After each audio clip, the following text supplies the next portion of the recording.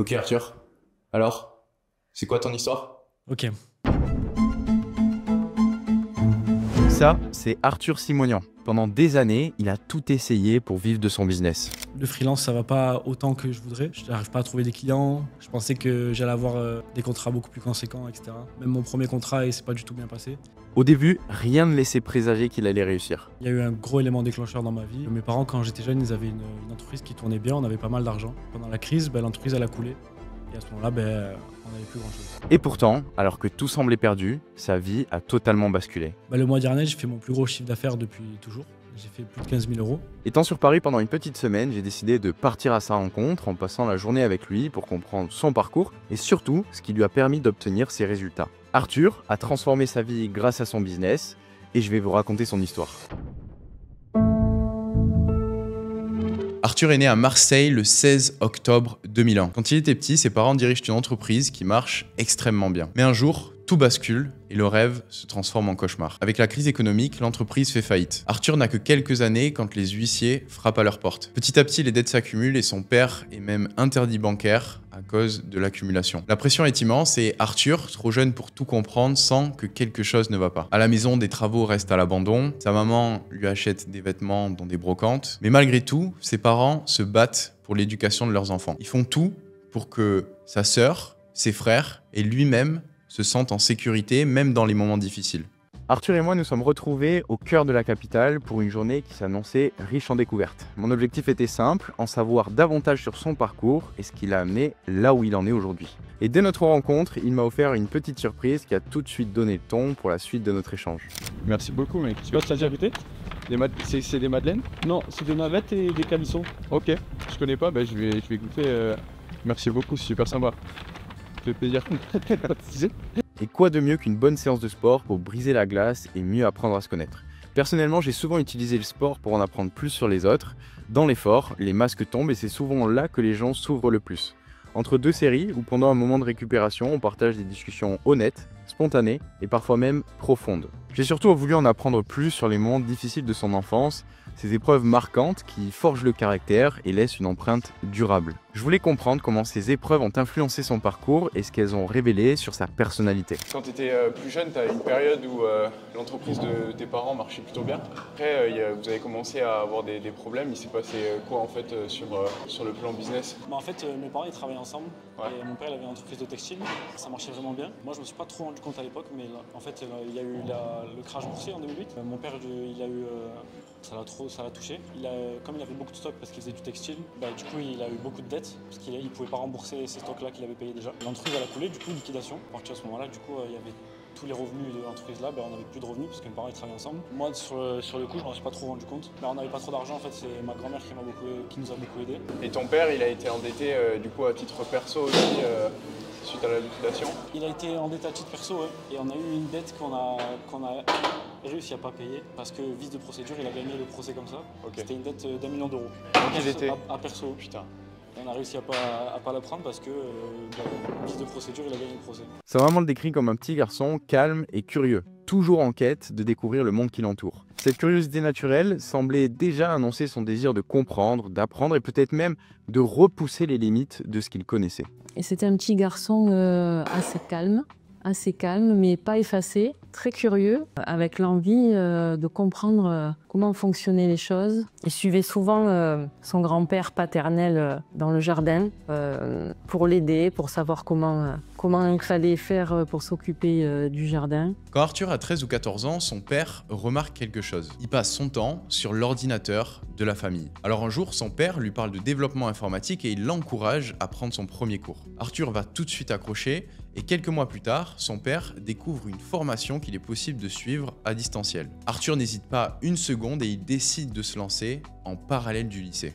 C'était la période où Arthur avait 13 ans. Moi, j'étais dans un revirement professionnel où j'arrêtais ce que je faisais depuis toujours pour aller dans la direction d'aider les startups et pour commencer à rentrer dans l'écosystème marseillais, j'ai fait Startup Weekend. Et je suis très ravi et du coup, j'ai commencé à embarquer son grand frère, Sacha, celui qui est juste au-dessus de lui. Et on a commencé à faire un deuxième Startup Weekend ensemble et puis on parlait à table de la préparation, quel projet on allait proposer, etc. Et puis Arthur, on voyait qu'il était intéressé, il participait à la discussion. Et on s'est renseigné et il avait le droit de participer à son âge. Donc on lui a mis un défi. On lui a dit voilà, on te met un défi, tu viens, mais tu vas coder la landing page du projet qu'on va faire. Donc je lui ai payé à l'époque des cours sur ce qui est devenu maintenant Open Classroom, c'est-à-dire le site du zéro. Et il s'est déberné tout seul à apprendre HTML, CSS, c'était une tannée. Et on a fait le Startup Weekend, c'était celui d'Aix, 2014 de mémoire, ou 2015. Et il a codé la landing page. Et on a gagné le Startup Weekend et il a fait partie des plus jeunes gagnants du Startup Weekend de France. Qu'est-ce qui te plaisait dans le développement informatique? J'ai toujours aimé créer des choses en fait, je pense. Quand j'étais petit, je faisais du dessin, je faisais de la peinture, etc. J'ai continué après, mais j'ai toujours aimé créer des choses, faire quelque chose de mes mains. J'ai toujours bricolé, des choses comme ça. Et du coup, je pense que je me retrouvais un peu là-dedans. Et en même temps, moi, ça me permettait de passer beaucoup de temps sur l'ordi. Parce que quand j'étais petit, je passais beaucoup de temps sur les jeux. Et mes parents, ils me contrôlaient un peu sur ça. Ouais. Et du coup, là, ça me permettait d'avoir un petit cheat code pour passer beaucoup de temps sur l'ordi en même temps. En fait, j'ai toujours été sur l'ordinateur depuis que je suis tout petit.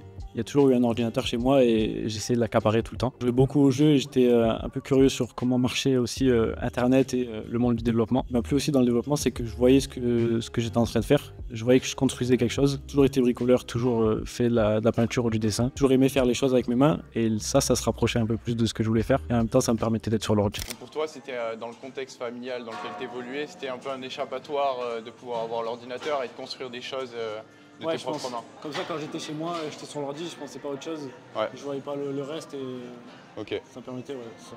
Je pense que c'est ça. Mais c'est pas facile parce que petit à petit, à seulement 15 ans, il est dépassé par la charge de travail qui lui est imposée. Chaque journée est une course contre la montre entre les cours, les devoirs, le sport et cette formation à distance. Sa dernière année de lycée, il ressent la pression, mais il s'accroche malgré tout. Pendant que ses amis traînent dehors, il travaille sur ses projets. Pendant qu'ils sortent le week-end, lui, il reste éveillé tard pour apprendre des compétences qui lui ouvrent des portes. Pendant cette période, sa maman est impressionnée par son éthique de travail, qu'elle décrit comme remarquable pour son âge.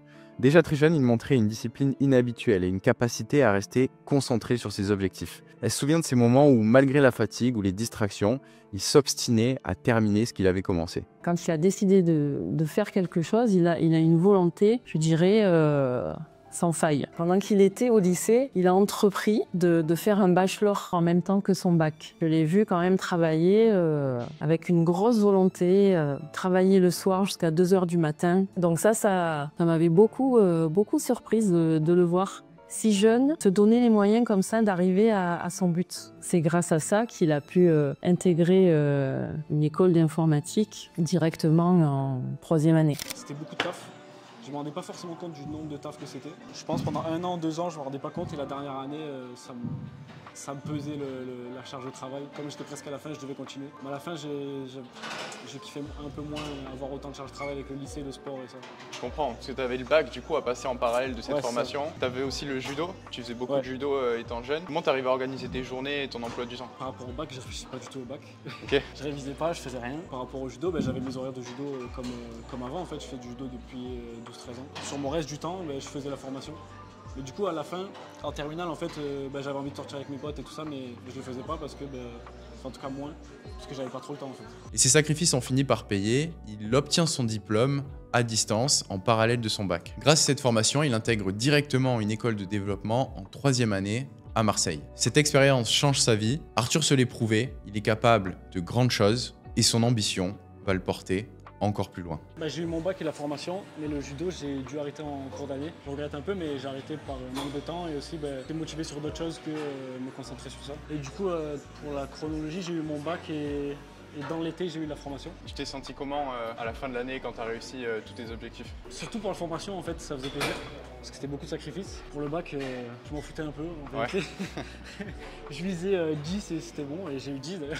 Et tu te souviens de ce que tes parents t'ont dit à la fin que tu as réussi ton bac, ta formation?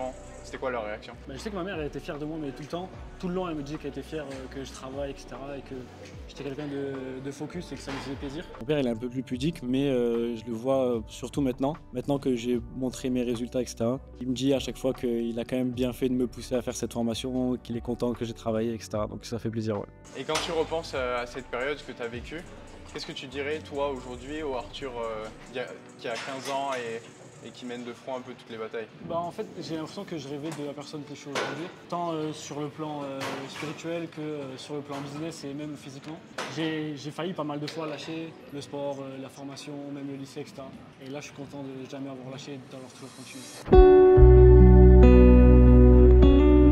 Comme je vous l'ai dit, Arthur a toujours aimé créer. Dès son plus jeune âge, il savait qu'il allait faire quelque chose par lui-même et sans travailler pour un patron. Adolescent, il monte son premier business. Sur son temps libre, il vend des peintures et il crée des vêtements. Avec ses origines juives et arméniennes, son père lui répétait souvent « Si on est là aujourd'hui, c'est parce que nos ancêtres se sont battus et on se doit de leur faire honneur ». Cette force, ce devoir de réussir, Arthur l'a toujours porté en lui. Après notre séance de sport, on a déambulé dans les rues parisiennes, on a profité de l'atmosphère animée de la capitale avant de descendre dans le métro pour rejoindre un Starbucks et partager un repas.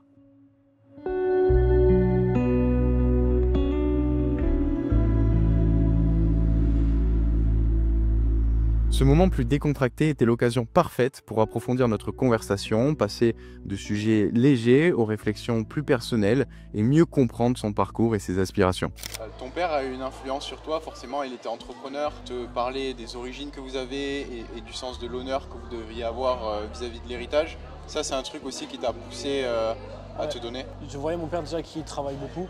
Ouais. Il travaille même, toujours maintenant, il travaille le week-end, etc. Et il a toujours fait ça, il a toujours beaucoup travaillé. Donc ça forcément ça inspire. De par nos origines, il m'a déjà dit, en fait je pense qu'il me l'a dit qu'une fois mais ça m'a marqué pour toujours. Comme moi lui il est arménien et juif aussi. Et du coup on a des histoires de famille où on a des histoires où on sait ce qui s'est passé.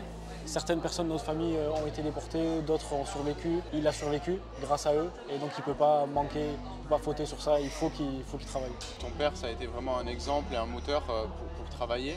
Ton grand-père aussi, ça a été une source d'inspiration pour toi? En fait, du coup, c'est mon grand-père paternel. Même mon grand-père du côté maternel aussi, il était comme ça. Mais c'est des gens qui n'avaient pas grand-chose et qui essayaient de s'en sortir.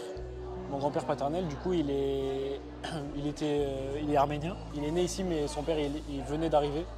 Et du coup, ils n'avaient vraiment pas grand-chose. Et lui, pour vivre, il faisait des marchés. Donc, il se levait très tôt, il faisait beaucoup d'heures. Il ne comptait pas ses heures, c'est physique, etc.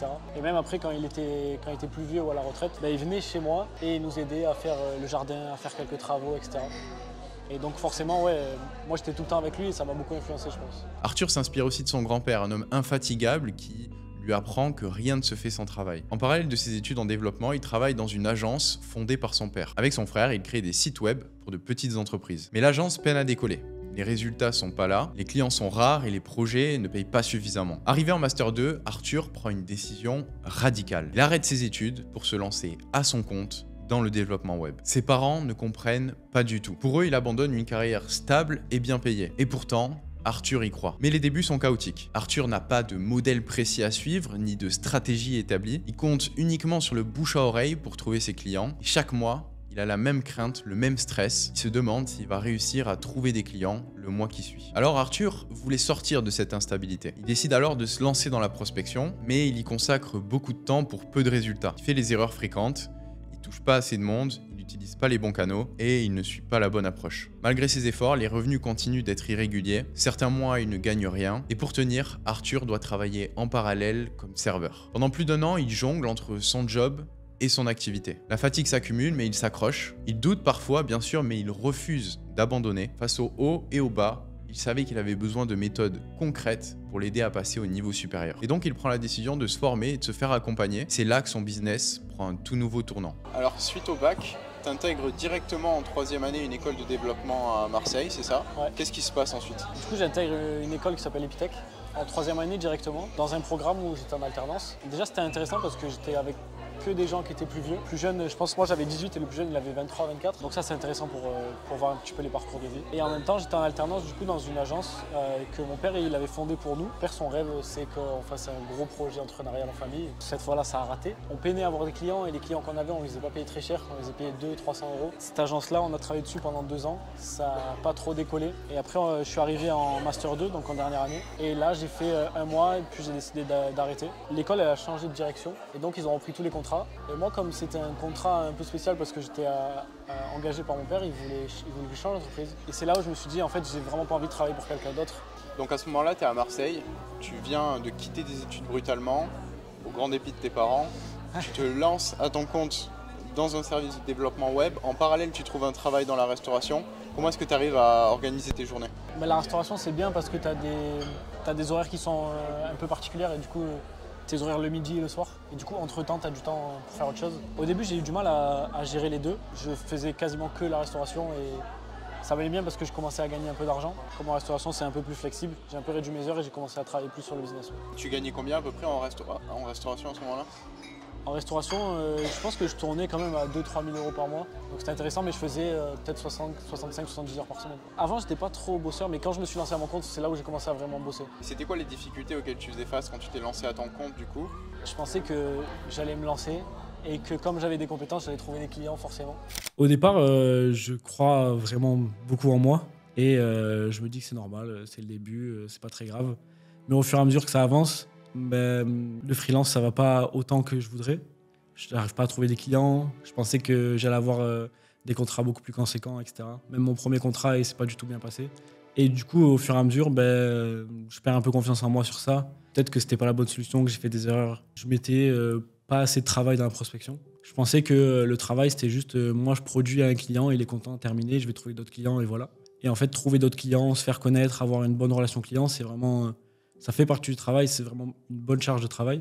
Et je le faisais pas du tout. J'attendais en fait que les clients ils viennent à moi, j'attendais beaucoup sur la recommandation. Donc à cette époque-là, tu comptais sur le bouche à oreille pour pouvoir trouver des clients, Ouais. mais tu te rendais compte que c'était pas quelque chose de prédictible et que c'était difficile, c'est ça? En fait, au début, quand je suis arrivé dans la restauration, j'ai vu que je pouvais faire de l'argent facilement. Donc j'étais un peu moins motivé sur mon business à moi. Mais quand j'ai fait quelques mois et que j'ai vu que l'épuisement physique, même si c'était pas hyper rémunérateur par rapport aux heures que tu faisais, là je me suis vraiment plus penché sur le business. Et c'est là que je me suis rendu compte que pour développer un business, il ne faut pas juste avoir des compétences et voilà. Il faut vraiment aller chercher le client, faire de la production, faire de la relation client, etc. Donc à ce moment-là, tu as cette réalisation, tu commences à changer de stratégie, tu comptes plus uniquement sur le bouche à oreille pour te développer, mais tu commences à mettre en place de la prospection aussi en parallèle. Et ça a été quoi les grosses erreurs que tu as fait, tu dirais, quand tu as démarré la prospection? Je fais de la prospection qui était hyper ciblée, mais pas du tout de masse. Par exemple, si dans la semaine je prospectais 5 personnes, j'étais content. Okay. Parce que je faisais un truc hyper ciblé où c'était hyper personnalisé, j'essayais de faire un travail en amont, etc. Mais sur des personnes qui ne sont pas intéressées, ça ne sert à rien. Et du coup, je ne faisais pas du tout de masse. Et je pense que c'est ça la principale erreur que je faisais. Un jour, Arthur ouvre YouTube et il tombe sur ma chaîne. Il comprend que je peux l'aider à mettre en place une méthodologie qui lui permettra de trouver des clients avec plus de régularité. Au fur et à mesure du temps, il tombe sur de nombreux témoignages clients qui ont réussi dans mon programme et c'est ce qui le fait passer à l'action. Du cadre bancaire, je fais une rupture conventionnelle qui va se mettre en place en décembre et du coup je pourrais me mettre à 100% dans ce que j'ai commencé avec vous. Ça te fait combien du coup en chiffre d'affaires contracté au total? Contracté au total 9 600. Là, j'ai fait 12 000 contractés et 20 000 collectés. C'est bien, putain, 12 000 balles en collecté, c'est solide. Hein. Qu'est-ce qui t'a motivé à rejoindre le programme justement? J'avais suivi ton contenu beaucoup sur le podcast Sans Permission. Ouais. J'avais vu que tu avais pas mal de résultats aussi parce que je te suivais sur Instagram. Que les gens que tu coaches, ils avaient pas mal de résultats. Et du coup, je me suis dit, je vais prendre de l'information, je vais essayer de voir ce que ça donne, contacter l'équipe, etc. Et ils m'ont dit que mon profil convenait parfaitement à l'offre là et que j'allais pouvoir avoir certains résultats. Du coup, je me suis dit que de toute façon, la situation où j'étais, elle convenait plus du tout. Ouais. Et il fallait qu'il y ait quelque chose qui me fasse changer et donc j'ai pris ça. En fait, j'avais vu des offres, j'avais vu des cas de tes clients qui avaient des beaux résultats, etc. Mais souvent, ils partaient de zéro. Et moi, je m'étais dit, comme je pars avec déjà une petite base de clients, etc., peut-être que le programme, il n'est pas forcément pour moi ou qu'il y a certaines parties qui ne vont pas forcément convenir.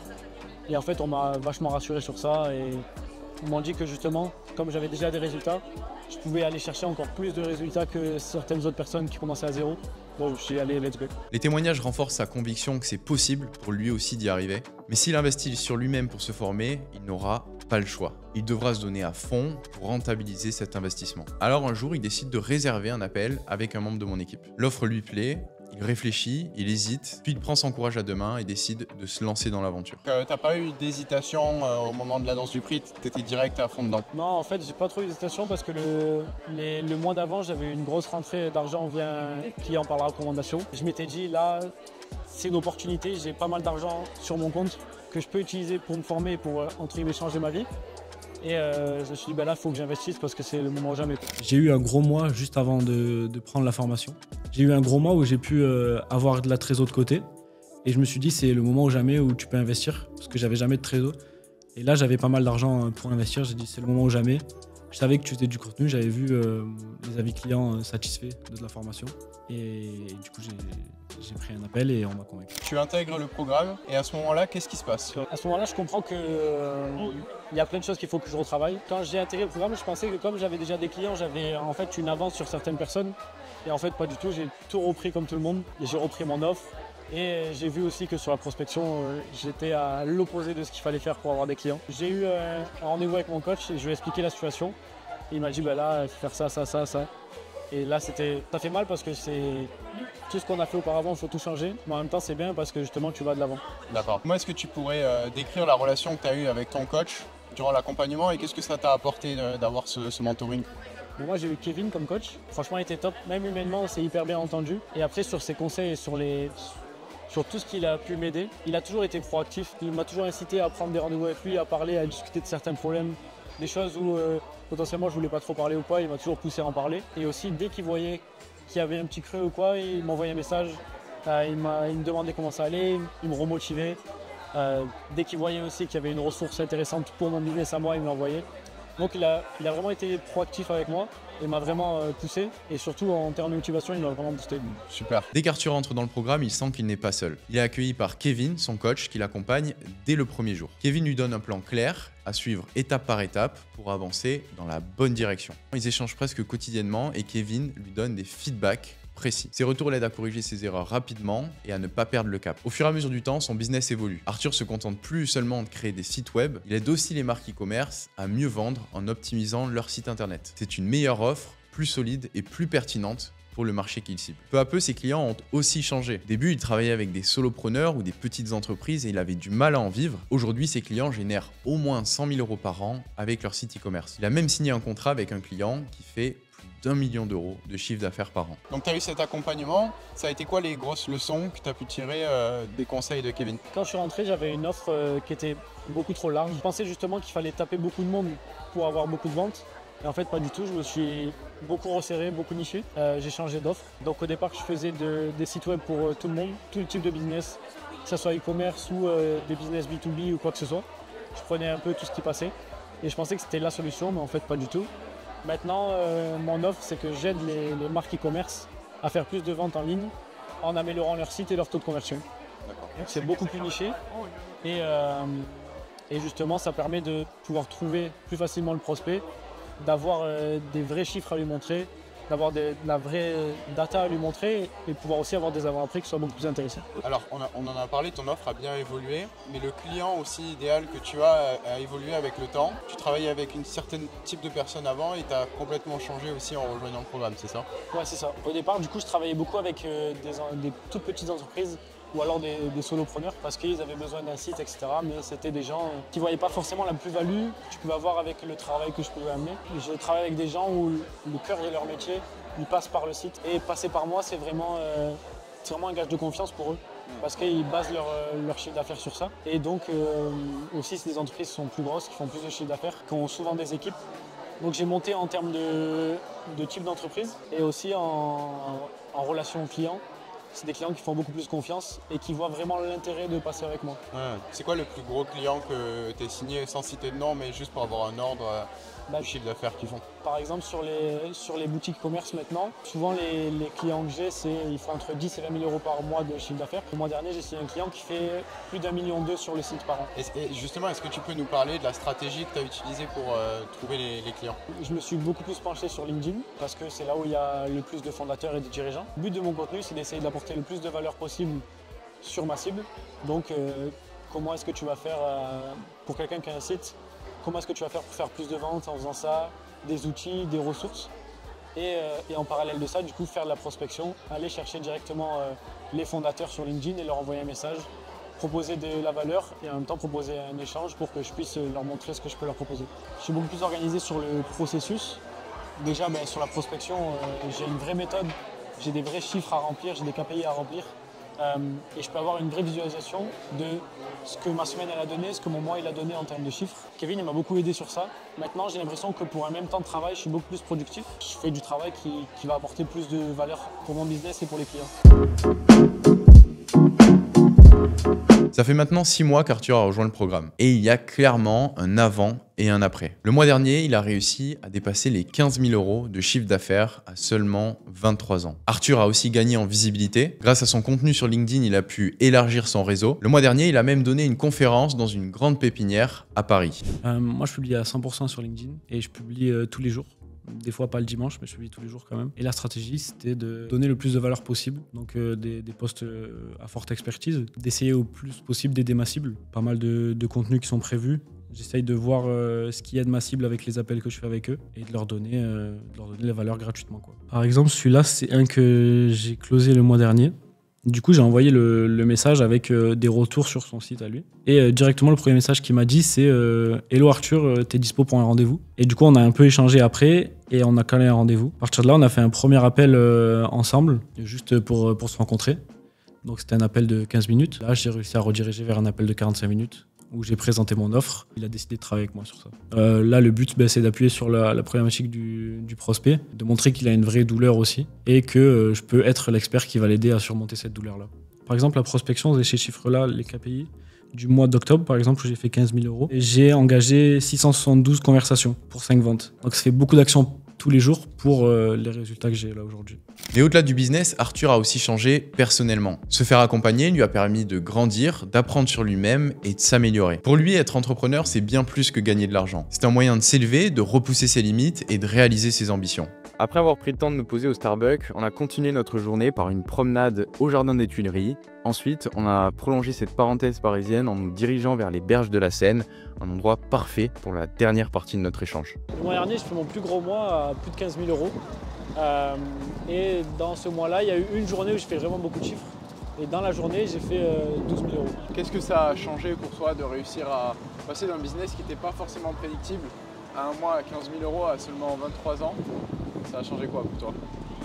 Déjà, mentalement, je suis beaucoup plus serein sur les décisions que je prends et sur la vision que je peux avoir sur le futur. Mais il y a des choses que je peux faire que je ne faisais pas avant. Par exemple, j'ai offert pour ma sœur, j'ai offert 2 jours à Disney. C'était sympa. Là, il y a eu un concert que je voulais faire et j'ai pris 2 places pour moi et mon meilleur pote. Et des choses que tu réfléchis beaucoup moins qu'avant. Si tu as un peu d'argent et que tu as un peu de visibilité sur ce qui arrive. Donc beaucoup moins de stress et un peu plus de plaisir, quoi.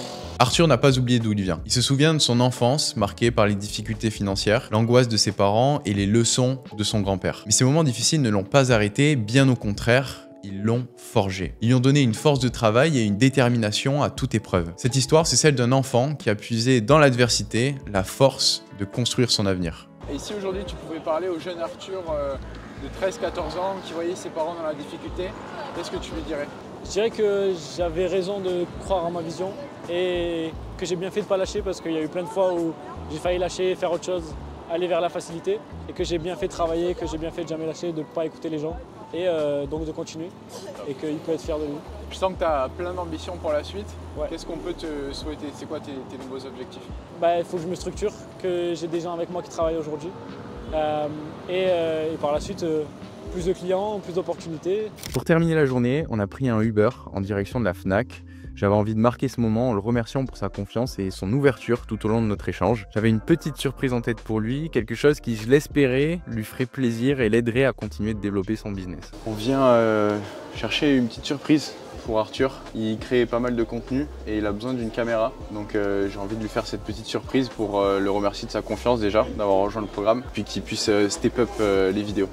Incroyable, incroyable. Bon les amis, vous l'avez vu, on n'est pas dans le rayon caméra malheureusement. On a essayé de prendre la DJI Osmo Pocket 3 mais ils l'ont plus en magasin.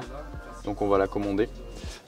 Et en attendant, je vais offrir à Arthur ce livre-là, L'effet cumulé. C'est un livre que j'ai lu à mes tout débuts dans le business et qui m'a vachement servi pour construire mon état d'esprit. Donc voilà, c'est juste temporaire et puis il recevra la caméra chez lui. Malgré le fait qu'on n'ait pas réussi à trouver la caméra à la Fnac, Arthur nous a quand même envoyé une petite vidéo. C'est tout petit. C'est comme ça. C'est incroyable. Merci pour cette journée, c'était top. Franchement, j'ai appris plein de trucs, ça m'a reboosté. Franchement, c'était dingue. Donc merci beaucoup et à la prochaine. Ça m'a fait grave plaisir de te rencontrer.